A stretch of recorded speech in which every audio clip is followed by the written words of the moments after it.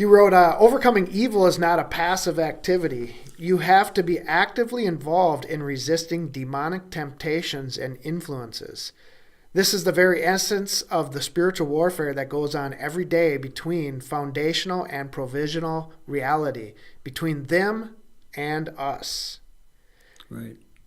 And I can relate to that so much in that when I find myself doing in my most busiest seasons of serving God, I have less time to be tempted by other things. Okay. I mean, there does open up another realm of Satan will step up his temptation in your service. Right.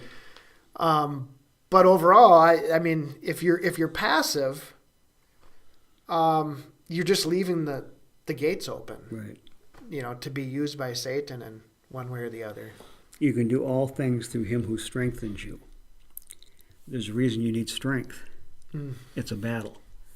And whether it's a battle of the mind over temptation or a battle that you have to actively be resisting in, it's still part of spiritual oppression and spiritual warfare. One is more mental, the other is more physical, more close to sin, where you can take every thought captive and try and stop it there.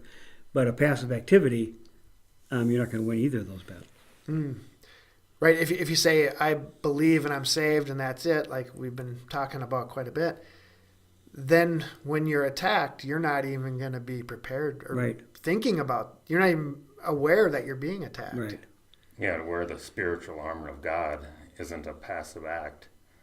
Right. Yeah. So I would add, the church talks all the time about believe, be saved, and then the other part to that, what you were saying earlier, Tom, is the rapture. They say believe, be saved, and get raptured, as though that's the path. I haven't heard that. So in I a would, nutshell. yeah, in a nutshell, I guess to sum it up. But I would say believe, be saved, and stand and fight. That would be the stand in the gap. Right. I think that would be, if I was to boil down what our duty is as a Christian, I would think it'd be something like that. Right. This you talked about demonic activity here in this not passage in this quote from your book. Does the church talk enough about demons, and do they talk enough about demons and fallen angels? I can't speak for all churches. Like I said, when I left the one church I'd been a member for a long time, I went to about 6 churches and only a couple of sermons there. But the gist of what I see is the God of love.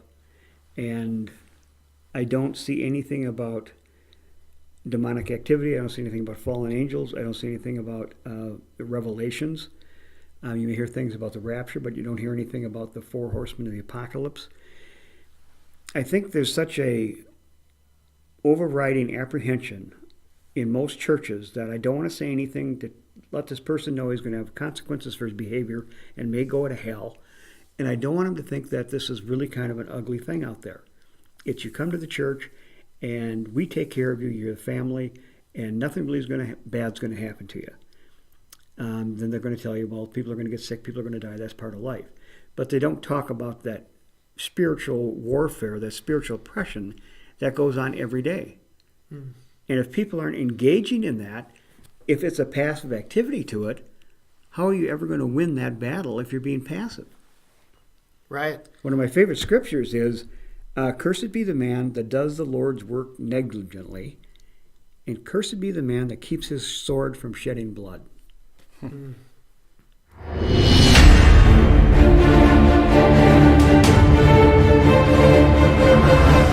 Both of Tom's books, Just War, A Soldier's Revelation, and Things to Come, A Brief History of the Bible, are available at Amazon.com, and you can also find a link to those in the video description below.